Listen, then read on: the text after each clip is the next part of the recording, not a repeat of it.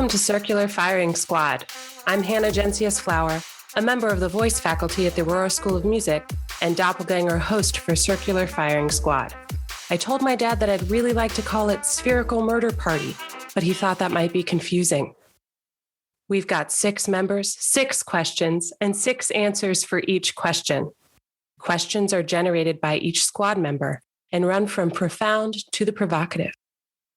Each regular squad member has selected their doppelganger to sit in for them this episode. I'm sitting in for my dad, Marty Jencius, regular host for CFS. Let's learn who we have for the rest of the regular squad. Nikki? Hi, everyone.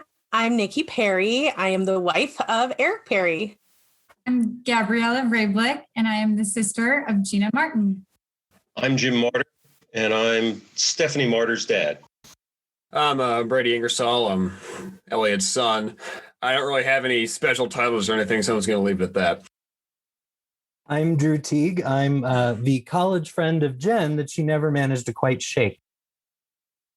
And now let's get started. The first question goes to Nikki. What is the best piece of advice that you have ever been given?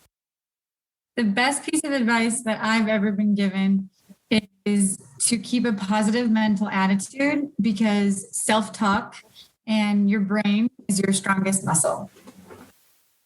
The best piece of advice I've been given was don't sweat the small stuff, and it's all small stuff. Keeps you from overreacting, I think. I've been handed a piece of paper that says the worst vice is advice. I guess that's him ghostwriting for me. I'm going to go on my own tangent here. I tend not to give life advice because I live my life in a very atypical way. I also have ADHD, so the way I'm wired is not conducive to the way most people live their lives. So things that I might find are completely alien to most other people. So I tend to steer away from that vector of conversation. These are all really great pieces of advice. Mine, I've got 2 because I'm obnoxious. The first, in a counseling context, was told to me by someone we all know and love, but who'll remain nameless. And that is, come from a place of curiosity. I think that's such good problem solving and difficult people solving advice. The second one is that I think advice often comes to us in the form of, if I were you, I would do whatever. And so if the person giving that advice is more interested in telling their own story than listening to yours, don't take that advice. The best piece of advice that I've ever been given is to not tell people what I don't know. I was about a week into the job that I have now, teaching private voice lessons. And I had had all of these trial lessons with students, and in my excitement to let them know what they were getting, I kept telling them that I couldn't play piano. And my boss very kindly sat me down and said, "No one cares what you don't know. They care what you do know. And you don't even know what you don't know, because you're probably better at that than you think you are." And that's something that I try to, I find it myself anytime that I'm frustrated by a situation, or I feel like I am not being successful in some direction that I want to go. If I start to think, okay, well, what do I actually know? And what am I actually frustrated by? Kind of changes things. Mine isn't necessarily a piece of advice that I've ever received, but words that I like to live by, and that is from Mother Teresa, to spread love everywhere and always leave people happier than when you found them. I live for that. My husband will tell you, I drive him insane because I love servant leadership in my job. And I kind of, that making everyone happy is something that I just love so much. And I try to do every day. I just like to finish up because I left something important out of my answer. I said that the best piece of advice was not to sweat the small stuff, and it's all small stuff. I wish I could live by that. Somehow it's always harder than it seems. And I just wanted to say that it was great advice. I wish I could take it and use it in my life a lot more often. Okay, I will give the next question, which is, if you could learn another language overnight, what would it be? Right now, the world being the way it is, Chinese is an obvious and too obvious an answer. But I understand that language kind of shapes your worldview. The language that you speak and the ideas that come out of it shape your worldview. And I think in view of that, in order to get a totally different view or a totally different image, something on the order of perhaps Hindi or some non-Romance language. And Hindi or perhaps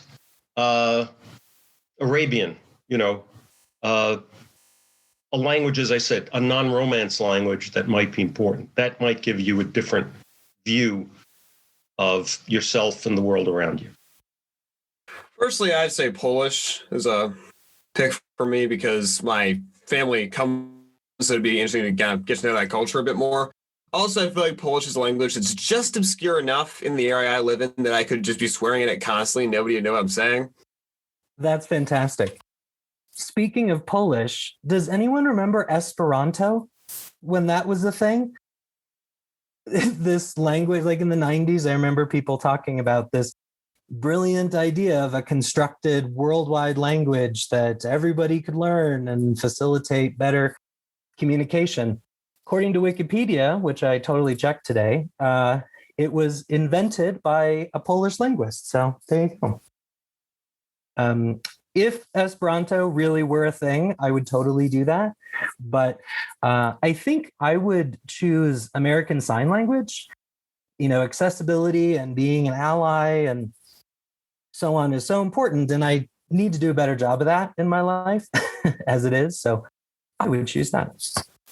I love that. I think ASL has been something that I've always wanted to learn as well. And I've recently watched, there was a Netflix series about deaf college students that I watched and realized, like, wow, as a music teacher, this is a part of the world that I don't have enough exposure to, I would probably choose Italian. It would make my job a little bit easier.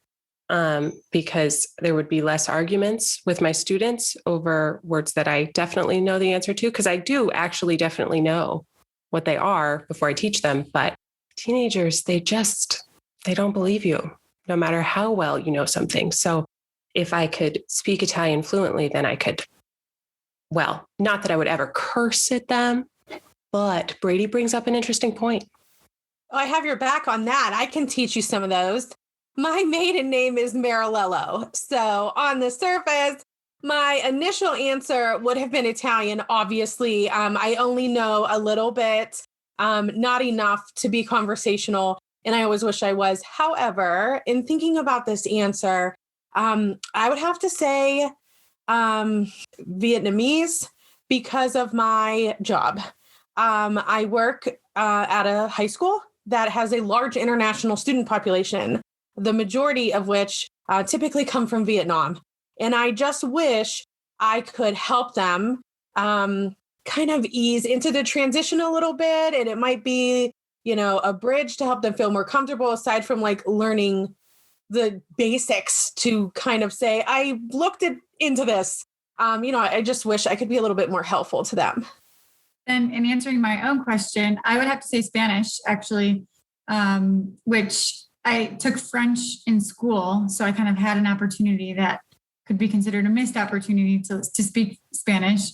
But in my job as well, it's a big part of what we do and programming that we sell. I work in media sales, and as part of NBC Universal, Telemundo is our sister station. And so there's a very unique set of programming and what I do that would be really fun to be able to switch back and forth seamlessly.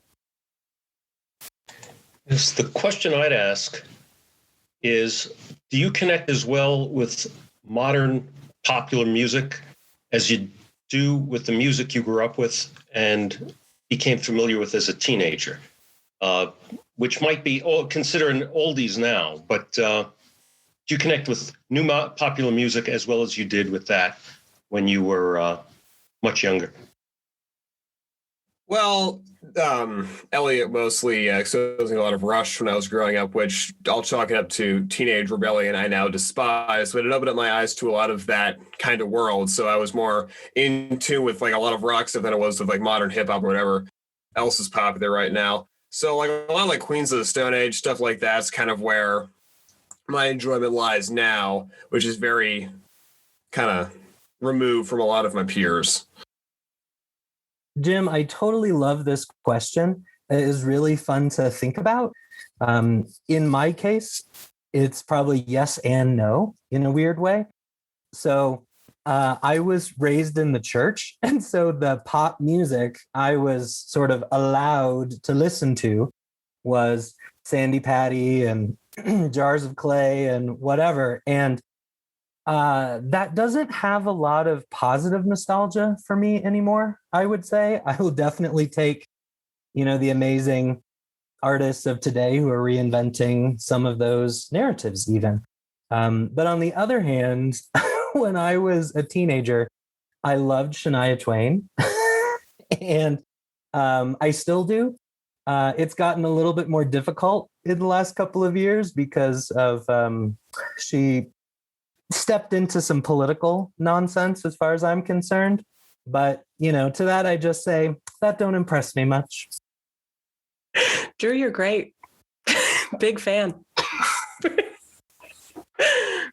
So I have to stop laughing. I'm so glad that people are willing to be playful. So this is great. I also love this question. I feel like it was written just for me. Because I work as a music teacher and actually really get to specialize with all of my students because I teach at a couple of different places with popular music. So for me, the way that I feel about the music that I listened to when I was a teenager, I don't think that I was really listening to a lot of things that it was all technically popular music because it wasn't classical, but it wasn't what most teens my age, I think, listened to. But what is so great now is that I get to sort of live through it in a different way with those pieces when I assign them to my students. But I think that I might connect more with the things that I encounter right now because I get to see them and hear them through the voices of my students. And I get to hear why my kids are obsessed with them, which changes the perspective because I already like my students. And then when I hear them going on and on and on about how, Taylor Swift is changing the face of the world, I have my own feelings about her and her music and whether or not I connect to it. But it all changes when I see them sing it and see the response that they have to it and see the way that they connect with it. So in that way, I would say probably the music that I'm encountering now is more exciting to me, especially because it's not all necessarily what's happening right now. But I think, people like Billie Eilish and Jacob Blank's Bishop Briggs, they're making music that I find real unending connection with. But ask me in another 10 years, I might have a different answer. I also love this question because I love music. Love it, love it, love it so, so much. In another life, I was on the radio. So now, oddly enough, swear to God, I can't even make this up. I was on a radio station for the only genre of music I do not like.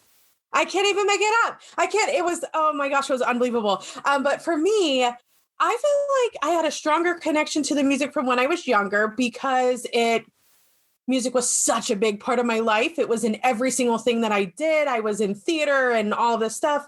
And now I'm just like a full-time employee, mom, wife, softball coach. And I mean, the only time I really get to listen to music is when I'm singing Hamilton lyrics on the softball field. So it's kind of different now, but I just still love it. Nothing's going to be 80s music. So there's that. So Nikki, inquiring minds want to know, what's the genre of music you hate? Oh, you guys, it's country. Oh, it was bad. You guys, guys, listen, I can't even make this up. I was on the radio and the number one song at the time was something called I Want to Check You for Ticks. And I almost died. I swear, you guys, I can't. It's honestly a bop. I don't know what you're talking about. No. My dad used to call in the radio station and request it just so I could say it. Ridiculous. That's pretty amazing. I would have to say that I do also feel a connection more so with the music I grew up listening to. I think, Hannah, you mentioned Taylor Swift, which really resonated with me because I feel like, because she's like my age, we essentially grew up together, so to speak, right? Teardrops on My Guitar was like first ever boyfriend, totally could relate, right? Whatever. Now it's like, as the older she gets, the more I honestly don't connect with her music as much. But I think, when we were younger, it was like you had to have the physical CD in your car and you could remember where you were going and who you were with. It was just so much more of a focus, I think, to that point of you had time and you were had like the emotional connection with the artist and the song and could really play it back. As soon as you hear it, it takes you right back to where you were. So I would say this question does pose, I do think in 10 years from now, I'd probably have a much different answer. For now, that's how I would say I definitely resonate more with growing up to with the music I listen to. I'd like to go back to what was previously said about the I Want to Check It for Ticks song. And I want to write like a country album. It's like a concept album, but it's written by like an obsessed ex-lover who's just stalking this chick throughout the entirety of it and just gets progressively like worse and worse. Like it starts off as like pretty normal like country and it just goes like downhill like really steep. Less bluegrass than high grass? Sorry, that was terrible. I couldn't resist. Well, I did appreciate the nostalgia for having a physical CD in your hand. I have lots of vinyl in the next room. Does anybody remember that by any chance? We've got a basement full of it. Ah, very fortunate. Nice. What prompted this question was that in driving to work and back and forth to work, I'm always on the 60s and 70s stations on Sirius, the satellite channel. And I've tried to listen to more modern music, but again, that connection isn't there. Perhaps it's because I had more time when I was younger to make that connection. And I think I'm going to try to work to change my current attitude, which is I grew up with a certain, Simon and Garfunkel and that crowd, and Dylan, Bob Dylan and that crowd, and make an effort to listen, even though my peers and the people I generally, on a day-to-day basis associate with, they don't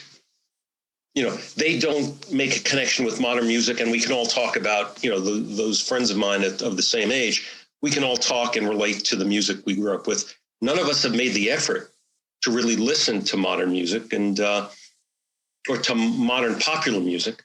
And I'd like to do that, but I wanted to find out if my experience was common, the common experience or not. And again, that is my experience. I do not connect very well with anything after Bob Dylan or people in the 70s doing the bump, if anybody remembers that. So that's my answer. Something you just said, Jim, made me think about how maybe the way of enjoying also changes as we get older. Like, for example, there's a contemporary artist, Bruno Mars, who I love, who has a lot of like Motown, James Brown influences. And it's really fun to listen to modern music and draw that connection of, I remember that. And I remember the way it made me feel. And now there's someone reinventing it and reimagining it. So maybe it's, there's sort of that pleasure of seeing the iteration. Well, I do enjoy blues and that, jazz. Chicago blues and, New Orleans, New Orleans jazz, New Orleans blues. And what you just said is interesting. I wasn't aware that it's still being used as a basis, or that is being used as a basis, or it is being incorporated into more modern music. And that gives me more incentive to listen to that, to make that effort. Thank you. You know, what's also interesting is on the flip side of that, you take someone like the Beatles, right? And how for like my parents, that resonates so deeply with them. And even when I hear a song, it resonates with me different through their lens. So it's kind of cool to see from generations. Well, I didn't necessarily grow up in that era or even really like listening to them like the way that they did. I can still appreciate it as being such talented, valuable, timeless music, and kind of get that like secondhand perspective, which is pretty cool. I tried to listen to Benny Goodman, and that generation. And again, I've had a hard time with that, but that was my parents. Okay. And I did hear that. And I have an easier time with that because I was hearing it when I was younger, as opposed to more modern, the more modern music that I have not had that experience with, that exposure to. But I know what you mean. That was important to them. That was the war, and that era. I didn't have that emotional tie that they did, and perhaps those emotional ties that you mentioned, boyfriend, or that somebody mentioned, boyfriends and physical and mental growing. That is part of that nostalgia that exists. Well, I very happily will send music suggestions to anyone, especially if you're interested in trying to find something that you can relate to now. That's it's a lot of what I love to do. And it's a lot of what I do, trying to help people connect with the things that they maybe haven't had connections with in music before. Because like anything else, the more that you study it, the more that it's becomes easier to understand and build connections between things. But what a fantastic conversation. So I think we are ready to move to Brady's question. Okay, so question I got accepted is: do the things you look forward to change as you get older? I think they do change. At least the specific things change. I have a tendency to be a little sarcastic and flippant, so I'll try to be earnest on this one. But I think the feeling of longing and anticipating something is always familiar, even if the thing you're anticipating changes over time. So, like when I was a teenager, like many, I was so looking forward to getting a driver's license and the freedom, in my mind anyway, of being able to do what I wanted and enjoy the things I wanted to enjoy and, all that kind of thing. And now I look forward to naps, totally different, but in some ways it's exactly the same. I want to do what I want to do. I want to feel free and not, stuck reading emails and whatever. So I look forward to naps. It's different, but it's the same. That's my answer. I would say for me, the things that I look forward to are the same as they were when I was younger. I always really looked forward to Thanksgiving because it meant that I got to see my mom's family. I always looked forward to Christmas or the summer when we would go to Chicago and get to see my dad's side of the family. And I was always looking forward to whatever show I was about to be in. And now I'm looking forward to whatever show I'm about to produce or that my kids are about to be in.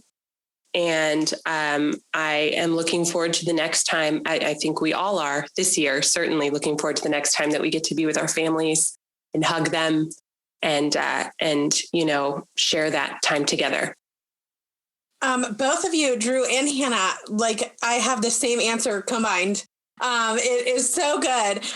So first, Drew, I have to side note, tell you this hilarious story. So I work at a school and it's pre-K through 6. in the building that my office is in. And our pre-K through kindergarten has nap time. It's called Rest and Digest. And never, not one child, except for my son, ever wanted to sleep. And I don't understand that, because if somebody told me to please lay down after lunch and take a nap, I literally would do it in like 2 seconds. So I think that all the time, Drew. So I'm like so with you, like looking forward to that downtime, kind of. But for me, I'm with Hannah. So I'm always looking forward to those special moments that we know, like Christmas and family time and things like that. But it's different now because I look forward to those things to see my children experience it. So it's not really so much about me. It's how are Lucy and Eric going to like Christmas. So it's just different. But I totally agree. It is really all those same things that I've always looked forward to. It's just different now. I have to agree. I think, Drew, you summed it up so well, because the long term, is the same feeling of what you want in long-term perspective and goals. But I think in the short term, it does change, because like we all said, I have so much appreciation for a night of staying in rather than going out, or alone time, or a nice bottle of wine over, whatever. So I think short term, the time that we spend and what we look forward to does change. But like we said, those big, special, emotional moments that we will always recognize and appreciate and value, I think like Christmas and all those, or seeing a family member, those types of things never really change too much. I'm going to disagree with what you just said. I see long-term goals and short-term goals. The short-term goals I see as being pretty constant, seeing family, going on vacation. I've always considered the long-term goals, or viewed long-term goals as things like when I was in third grade, getting to high school and graduating from high school as being a long-term goal. When in high school, getting into college, et cetera, and so forth.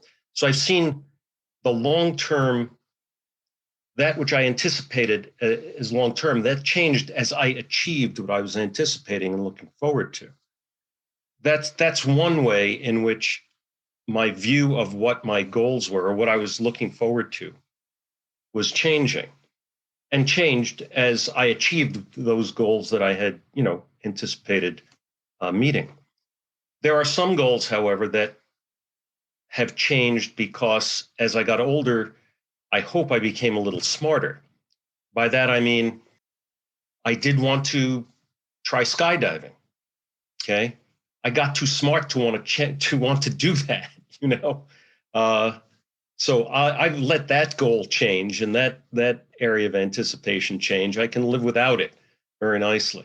But as far as the overview, as you go through life, you are meeting, you're doing those things that you anticipated. And therefore you anticipate new things. And I think that changes as you go through life. And again, your perspective also changes as you get older. So there is change in the long-term goals. Yes, the short-term goals of visiting with family and enjoying that part of your life, that to me is kind of a constant. But those things which I'm anticipating achieving, that's what's changed. So in my personal experience, one of my most formative years of my entire life has been majority robbed from me, I'm going to say. It's been a serious odyssey. In fact, I'd go as far as to say as the winter of 2021 was the lowest point in my life. It probably will be for quite some time. So the things I have looked forward to definitely changed as I've gotten older. Now I wish I could go and be outside and do something, anything, for quite a while now. Although I say that I have found a few workarounds. For example, me and a couple of my friends have been doing these thought experiments that'll devolve into these whole scenarios that just go on for far too long. One of the more recent ones was these things called the Bourse monsters, which is essentially this combination of a horse standing on its hind legs with I don't know how to describe it, a lobster claws almost, but they're the size of a house, and they're extremely carnivorous. And we just try to figure out if they just spawned in Manhattan, how fast, not if, but when the entire human race would be extinguished. Because what are you going to do? You going to kill a giant horse house? I don't think so. That's a great and terrifying point, Brady. Can I add one other thing? After hearing everybody with their sort of sweet and lovely desires to be near family and so on, I'm feeling like maybe I need to unpack something. Can any of you recommend a good counselor? What a fantastic segue. Drew. I'm a one-man volleyball team. What can I say? Okay, so my question is a counselor question. Does being close to a counselor in your own life affect the way you relate to other people in your life? I was so excited to see this question and so interested in all of your responses with this, because it's something that, I've never had the experience of getting to talk to other people really about. But I think, I don't know, I kind of struggled with it because I wonder if it is the experience of being close with a counselor that affects the way that I relate to people, because I don't know really what things about my dad make him a counselor and what things about my dad make him my dad. Right. And then as I thought about it more, I thought, truthfully, I have not known you very much to be a counselor. I've known my dad to be a teacher, and I've seen the way that he interacts with other people in that context. And so I think when I think of the way that I choose to move through the world and the way that I infuriate my teenagers by saying to them, well, is there anything that you can do to motivate change in your life? that is very much sort of the way that I was raised, and that I think has maybe some things to do with him being a counselor, but most of it has to do with the person that he is, which is, someone who's very compassionate and very driven, and someone who sees change capable within self instead of expecting change from others. Oh, I don't even know where to go with this one. I have like so many options, you guys. So first, let's just start with, okay, so you guys know Eric, and he's like super chill all the time.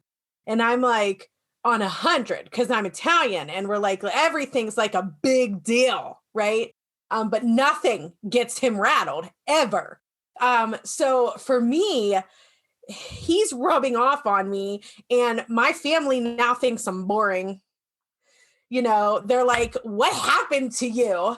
Because now we're just all calm in my house. And it's just, he just has brought this different, vibe to everything. And, even so I'm like a chronic people pleaser. Okay. And it's bad. It's bad. Like really. And, I had this I don't want to get too deep, but I had like this horrible, like sickness. And everyone would ask how I was. And I'd be like, oh, I'm so fine. I'm fine. It's so good. And then I would cry at night because nobody really like cared how I was doing. And he would be like, hello, you are telling everybody you're fine. So that kind of perspective, I can now use that for everyone. Like, what are they telling me versus how are they acting? Is kind of something that really I take away from him amongst a million other things, because he's incredible. So this is an interesting question, because I think for all of you who especially know Gina and maybe don't know me really at all, from the outside, we quite literally look identical, like doppelgängers. But I think as sisters and growing up so close, there are definitely things that are innately different about both of us in terms of personality. And I think part of these traits or characteristics lead Gina to being, such a great counselor that she is. And for one, makes it very clear that I could never succeed in this industry. And I have so much respect for all of you. I think there have been so many times where I tried to reframe the situation or the picture and think, how would Gina handle this? Or what would Gina say about this? to kind of bring me back down to that calm, emotional, intelligent way of looking at things.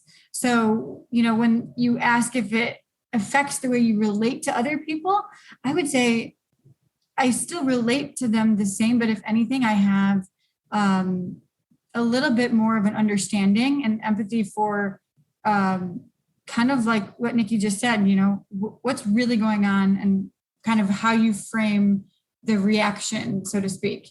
So I think it gives all of us even a little bit of an upper hand to be emotionally intelligent when we interact with people in situations throughout our lives. So for that, I'm grateful. You know what? Like just off of what you're saying, our daughter, when she was in kindergarten, there was someone who was acting out and she looked at her teacher and said, "Oh, they must have something going on at home." So so this is what Eric has been, teaching the kids. So even for them now, she's in 4th grade, literally, she's like exactly like him. So she's still like using those things, you know what I mean? It gives you that kind of view of the world, a different perspective. Thank you. This is a hard question for me to answer because the two people I'm closest with are both counselors, my wife and my daughter. So, it isn't as though one acts differently towards me or there's any substantial difference other than one would expect from the difference between, a wife and a daughter, as opposed to if they had different professions and totally different outlooks. So it's difficult for me to say, but I can, that having a counselor, having a relationship with a counselor has changed my relationship with other people. Can't really say, I really don't have a baseline on which to derive a decent answer to that. Although I'm sure it's been helpful to me in a lot of respects, and I could use the help in a lot of ways. So I'll let it go at that.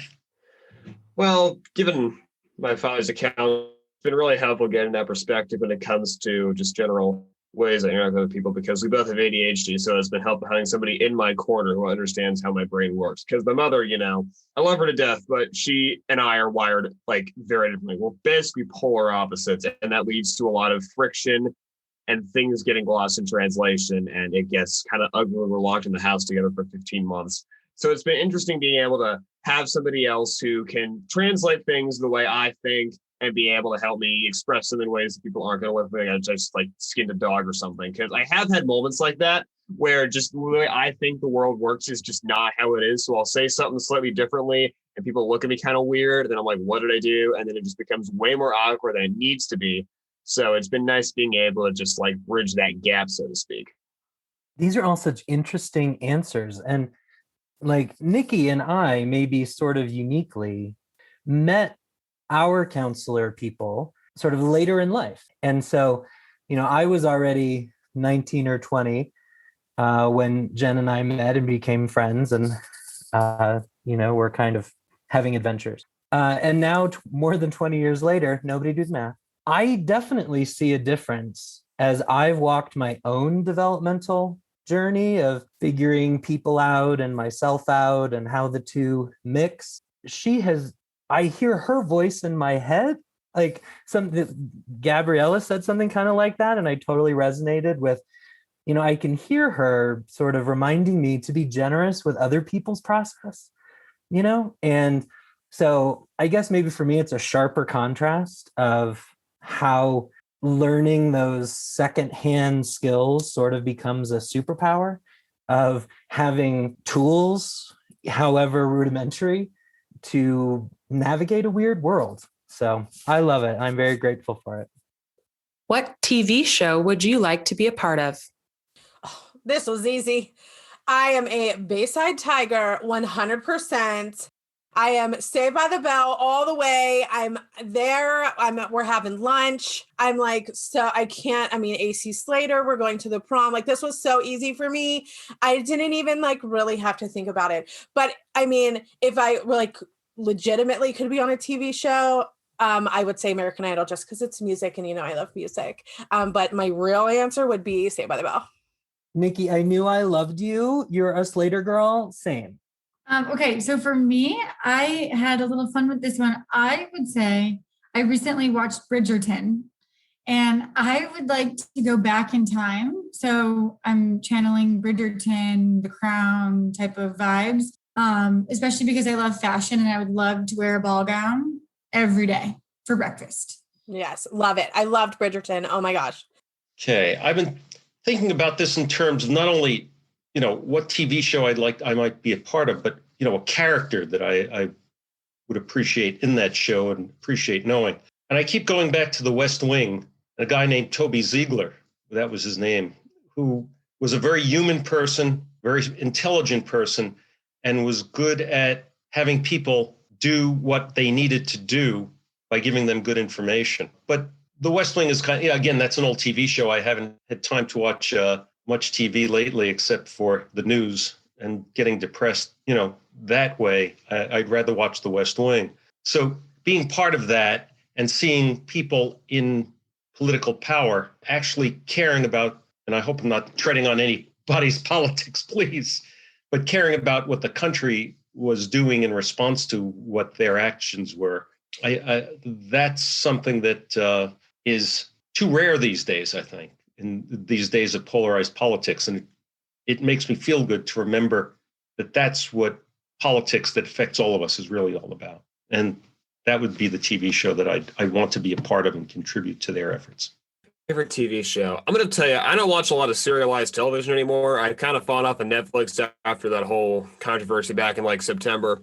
Honestly, the whole sitcom genre, really, I feel like I would be a good fit for that. And as a matter of fact, one of my friends is writing a play, a one act called My Life is a Sitcom, where it's basically a classroom setting where the main character is trying to convince everybody who lives in a sitcom, and every student is based off a certain trope, and it's filmed in front of a live studio audience, and people can hear the applause and everything, and they're going crazy. But it's just him trying to explain why it's all happening and what role everyone fits into it. And there's one character called Jeffrey who based on me, who's this crazed conspiracy theorist who's trying to explain away all the stuff the writers are doing with just the lizard people or the freed Martian states or whatever. So I think I'd take that kind of role of just being someone who's completely out there, detached from reality, but funny enough, you're not terrified, I totally want to watch this show, Brady.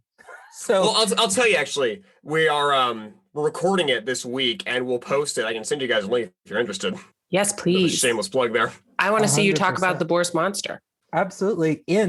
For me, I loved what Jim was saying, and I wish that I had thought of that. So well done, Jim. But my answer is, I think it would be really fun to be on The Amazing Race. That idea of travel and adventure and puzzle solving and, it being absolutely crazy and being good TV sounds like a lot of fun to me. And I wonder if, we're in public right now. This is going on the internet. So I think Jen should join me. What do you all think? Definitely yes. All right, peer pressure, Jen. Text me. Let's figure it out. I've auditioned 5 times. Just FYI. Oh, Without I him? feel so left out. Oh. Rude, Jen. Well, I appreciated hearing everyone's responses. I wasn't sure how this would go. And I wasn't expecting so many people to talk about fictional shows. I actually was thinking of nonfiction as the premise for it. But for me, I immediately thought, well, I just would love to be a fly on the wall for something like Top Chef or RuPaul's Drag Race, those competition-based shows that are things that I just would be fascinated to get to watch. But if I were to appear as myself on something, there's Trisha Yearwood has a cooking show called Trisha's Southern Kitchen. And she makes all different kinds of food, but usually with a Southern spin, which means most of it's casseroles, which is cool. She'll make a Greek casserole and then an Italian casserole. And then, there's lots of spoiler alert. It's a casserole. But she's very funny and I love to cook. So I thought that's something that I would really love to do. And also, whenever she has a singer on the show, which is frequent, they will take some sort of opportunity amidst the cooking to sing together. And that was something that I thought, well, if I did that, then I get to sing with someone that I really think is really quite cool. So that, seemed like the best of many worlds to me. So we have time for a final shot question. And here it is. If your doppelganger weren't a counselor, what job do you think they'd be great at? Okay, so my answer would be, I think Eric would be the most incredible, like, FBI detective, because he has one emotion, and it's this all the time, like all the time. So he would be so good at like talking to people. Yeah, like 100%. He would say that he would be a stand-up comic because he thinks he's hilarious. So like when he was teaching, one time he came home and he was like, oh gosh, the students are laughing at me so hard. And I'm like, no, they're not. They're laughing at you. But he was so certain that they were like cracking up at him and he was making everybody laugh. Well, then he gets his reviews back and literally runs into the house. Like literally, he's not a runner. Okay. You know what? He's a reader. He's not a runner. So he's running into the house and he like throws these reviews at me. And almost every single one said that he was hilarious. So now I must always tell people that Eric is funny. So that's my answer. I would say detective. He would say comedian. I like that, adding two parts to the question, like what we say and then what they would say and how they differ, really. For Gina, I think I have like a simple answer and then I have a way more complicated answer, but I feel like my best answer would be that she would be an excellent writer and author. I think she could write a book that could interest pretty much anyone. And she has a really good way with words that I, again, didn't get that gene. So I often text her being like, what do I say about this? Or how do we handle this? And so I think, like a word for the wise, that she could really write things that would connect with people.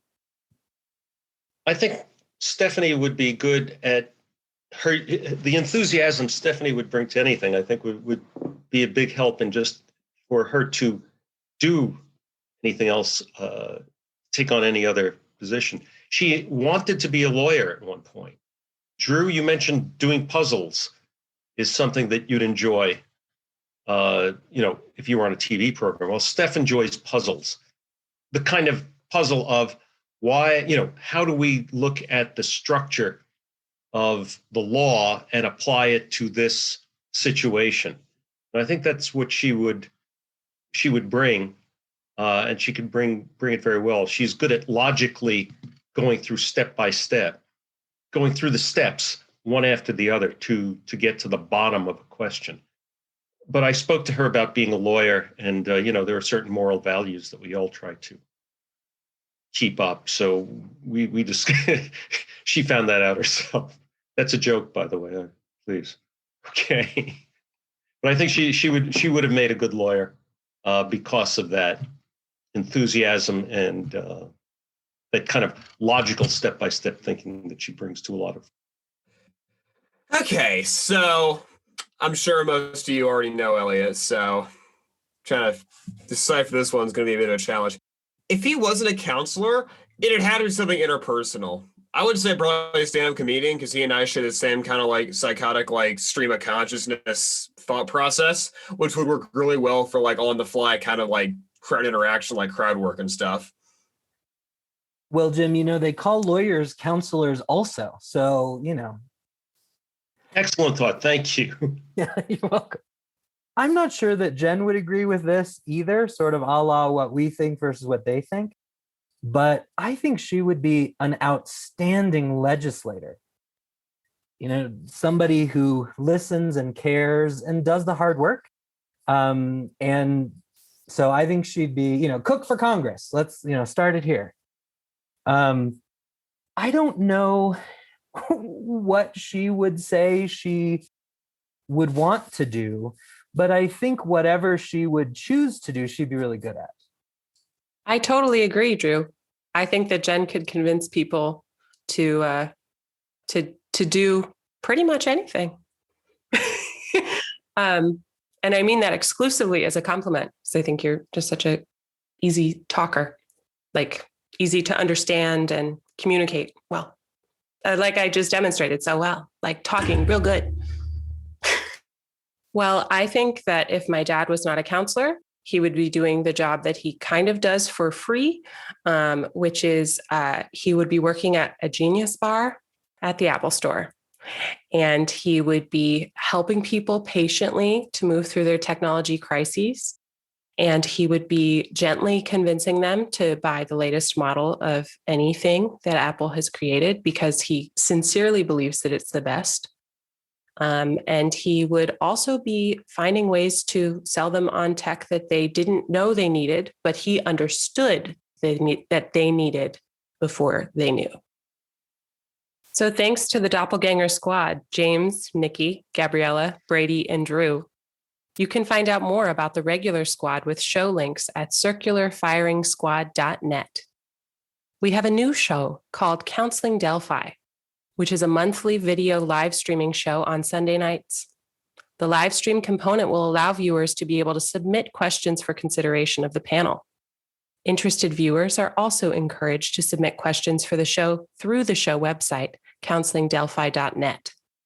Shows will be available for later viewing with real-time transcription.